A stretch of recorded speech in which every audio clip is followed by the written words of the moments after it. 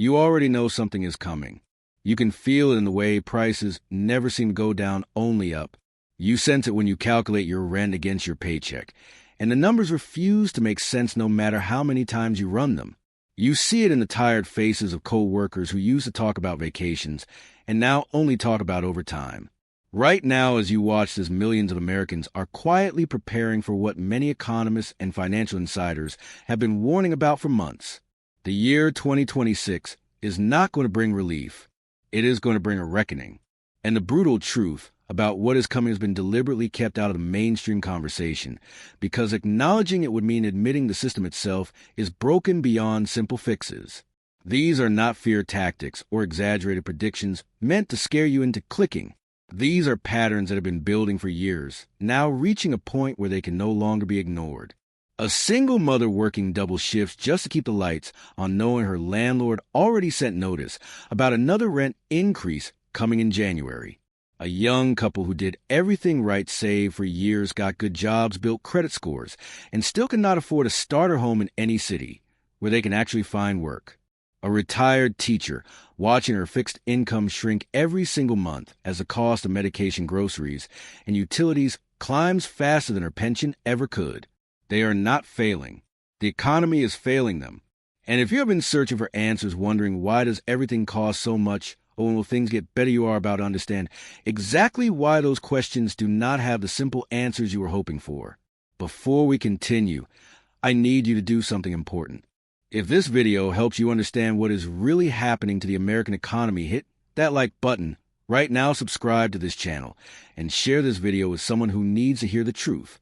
The more people who understand these patterns, the harder it becomes for those in power to pretend they do not exist. Now, let us get into what they are not telling you about 2026. The first thing you need to understand about what is coming is that the problems you are experiencing right now are not temporary disruptions. They are permanent features of a system that has been restructured over decades to benefit a shrinking number of people at the expense of everyone else. When politicians and economists talk about recovery, they are measuring numbers that have almost nothing to do with your actual life. They celebrate stock market gains while your grocery bill doubles. They point to low unemployment rates while ignoring that most new jobs pay wages that cannot cover basic expenses in any major American city. They announce inflation is cooling while you stand in the checkout line, watching your cart total climb higher every single week. This disconnect between official narratives and lived reality is not accidental. It is designed. Because as long as the metrics look good on paper, no one in power has to answer for the suffering happening on the ground. But the ground is where people actually live. And on the ground, 2026 is going to expose every crack in the foundation that has been painted over and ignored for far too long.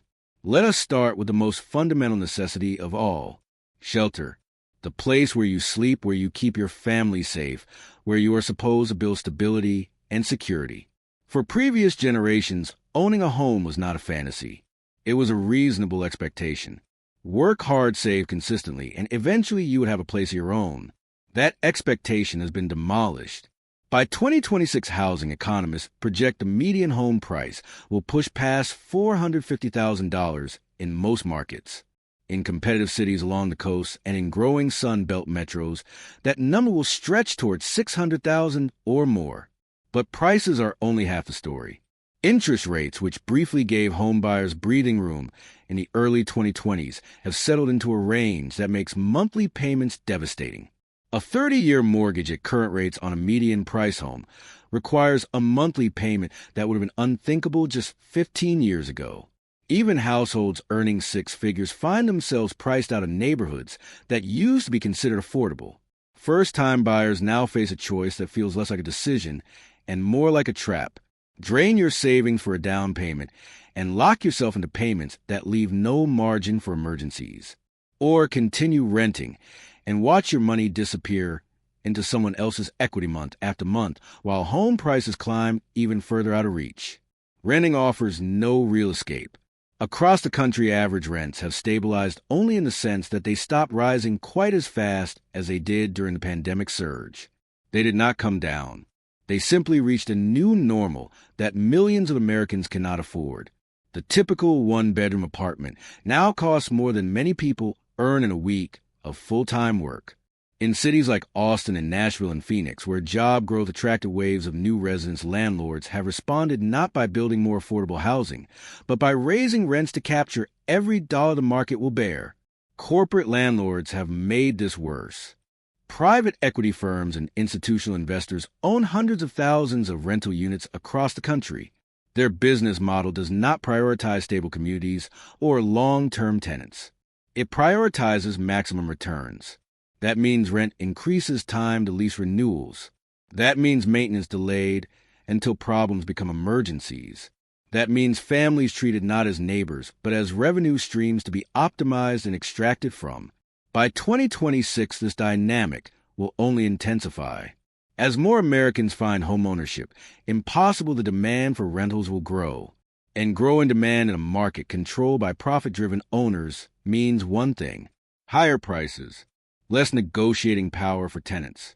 More families pushed to the edge of what they can afford or pushed out entirely into overcrowded living situations or worse. But securing a roof over your head is only the beginning of the financial battle.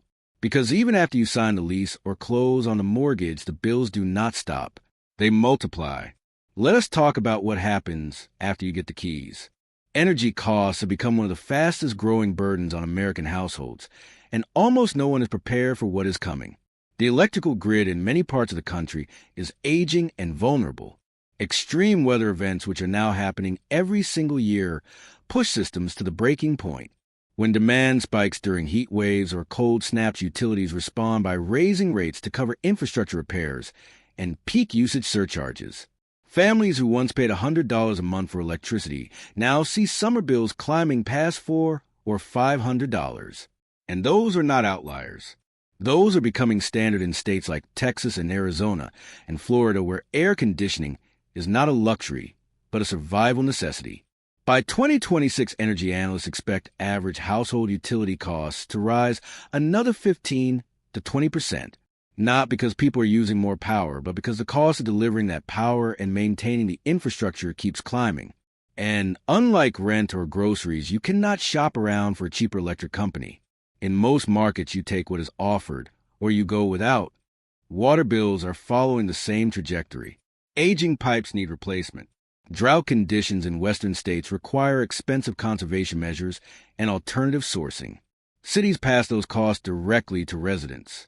What used to be a minor line item on the monthly budget now demands attention. Garbage collection fees, sewer charges, stormwater assessments, each one small on its own, but together forming a second rent that most households never plan for. Then there is the cost of connectivity. Internet service has shifted from optional convenience to mandatory utility. You cannot apply for most jobs without it. You cannot complete school assignments without it. You cannot access telehealth appointments or manage bank accounts or stay connected to family without reliable broadband. And internet providers know this. They price accordingly. Promotional rates expire and bills jump $50 or $100 with no new service to show for it.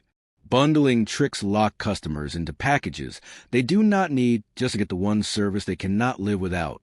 By 2026, the average household will spend more on connectivity than on water and garbage combined. Transportation has become another trap with no easy exit. Most of America was built around cars. Public transit exists only in pockets, and even where it runs, it often fails to connect workers to the jobs they need. That means the majority of Americans owning a vehicle is not a choice. It is a requirement for earning a living, and the cost of that requirement has exploded. New car prices have climbed past $50,000 on average. Even basic models that used to be budget-friendly now carry sticker prices that require financing terms stretching 6 or 7 years. Used cars, which once offered relief, have become nearly as expensive as new ones were a decade ago. Monthly payments of $700, $800, $900 are routine now. Add insurance rates that have spiked due to rising repair costs and lawsuit settlements. Add gas prices that fluctuate unpredictably based on global events no American worker can control. Add maintenance on vehicles pushed past their intended lifespan because trading up is financially impossible. The result is that many Americans now spend more on transportation than they do on food. Speaking of food, Walk into any grocery store in America, and you will see the crisis laid out in front of you aisle by aisle. The prices on the shelves tell a story that no economic report can capture. Eggs that used to cost $2 now cost $5.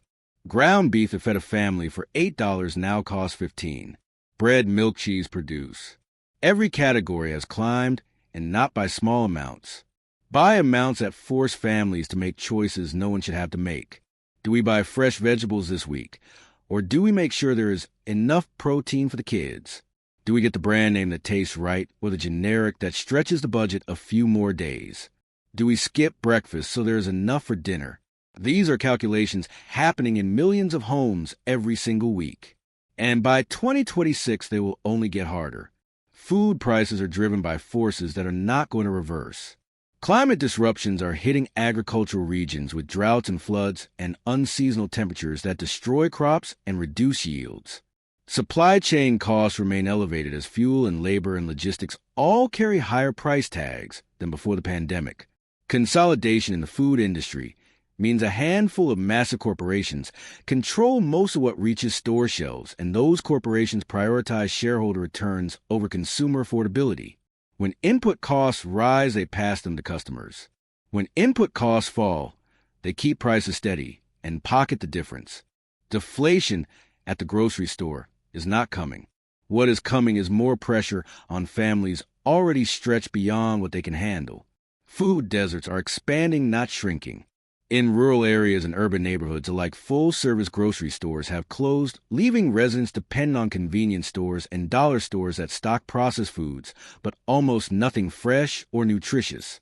The cost of eating healthy in America has become a privilege reserved for those with both money and access. Everyone else makes do with what they can afford and watches their health suffer as a consequence. When the basics cost more than people earn, the gap has to be filled somehow. And for millions of Americans, that gap is filled with debt. Credit card balances have reached levels never seen before in American history. Total household credit card debt now exceeds $1.3 trillion and climbing. The average interest rate on those balances has pushed past 24%. Every month that someone carries a balance, they are not just staying in place. They are falling further behind. Interest compounds. Minimum payments barely touch principal. What started as a temporary measure to cover an emergency becomes a permanent anchor dragging down any hope of financial progress. And the things people are putting on credit cards are not luxuries. They are groceries and gas and utility bills and medical copays. They are the basic costs of survival that wages no longer cover. By 2026, analysts expect credit card debt to climb past $1.5 trillion as more Americans are forced to borrow just to maintain the lives they are already living. And when those balances become unmanageable, the consequences spread. Credit scores drop. Interest rates on future borrowing rise. The ability to rent an apartment or finance a car or qualify for any kind of loan becomes harder. Medical debt adds another layer to this crisis. Even Americans with insurance face deductibles and copays and out-of-pocket maximums that can drain savings accounts in a single hospital visit. A broken bone, an emergency surgery, a diagnosis that requires ongoing treatment. Any of these can push a family from stability into financial crisis overnight. Medical bills are the leading cause of bankruptcy in America. That was true before the pandemic, and it remains true now. By 2026, as healthcare costs continue to rise faster than wages, this pressure will only intensify. People will delay care. They will skip medications. They will ignore symptoms until minor problems become major ones. And they will go into debt to pay for treatment they cannot afford but also cannot avoid. The weight of all this does not stay in spreadsheets and bank statements. It follows people into their homes, their relationships, their sleep, their sense of who they are, and what they are worth. Financial stress is not just about money. It is about mental health. When you wake up every morning already calculating whether you can make it to the next paycheck, something inside you starts to fray. The anxiety becomes background noise you stop noticing because it never goes away. The exhaustion goes deeper than tired muscles. It settles into your thoughts and makes everything feel heavier than it should. You snap at people you love. You withdraw from activities that used to bring joy. You feel like a failure even though you are working harder than anyone should have to work just to stay afloat. Studies confirm what millions already know from experience. Financial insecurity is directly linked to depression, anxiety, and chronic stress. The physical toll includes elevated blood pressure, disrupted sleep, weakened immune function, and higher rates of serious illness. People under constant financial pressure age faster. They get sick more often. They die younger. This is not speculation. This is documented in research that rarely makes it into the conversations about economic policy, because acknowledging it would require admitting that the economy is literally killing people. By 2026, these mental health impacts will be even more widespread. The generation entering adulthood now carries burdens that previous generations never faced. They have been told to work hard and follow the rules, but the rewards those rules promise have been pulled out of reach. They watch housing prices climb. They calculate student loan payments against entry-level salaries.